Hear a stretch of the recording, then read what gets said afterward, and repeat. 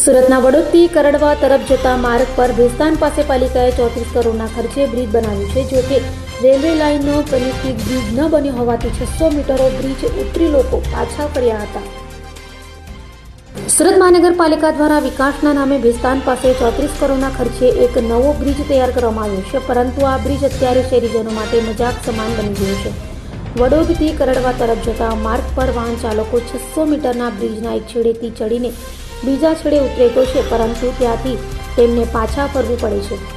આ પાછળનું કારણ એવું છે કે તંત્ર દ્વારા તૈયાર કરાયેલા બ્રિજનું ઉદ્ઘાટન તો કરી દેવાયું, પરંતુ બ્રિજની સામે રેલવે લાઇન ક્રોસ કરતો કનેક્ટિંગ બ્રિજ હજુ સુધી બન્યો જ નથી, જેના કારણે વાહન ચાલકો 600 મીટરો બ્રિજ ક્રોસ કર્યા પછી અટવાઈ જાય છે. ઉલ્લેખનીય છે કે આ દ્રશ્યો જોઈને એવું લાગે છે કે જાણે બાળકો બગીચામાં લપસણી ખાવા દાદર ચડીને આવે છે અને ત્યાંથી નીચે ઉતરીને ફરી પાછા લપસણી ખાવા આવી જાય છે.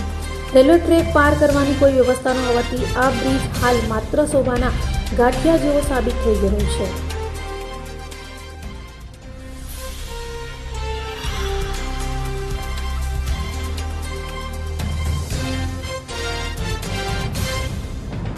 અભય થઈને નિષ્પક્ષતાથી નિરપેક્ષ રીતે વાસ્તવિકતાનો અરીસો રૂપી સચોટ માહિતી લાવતો સત્યની સાથે અભય ટાઈમ્સ.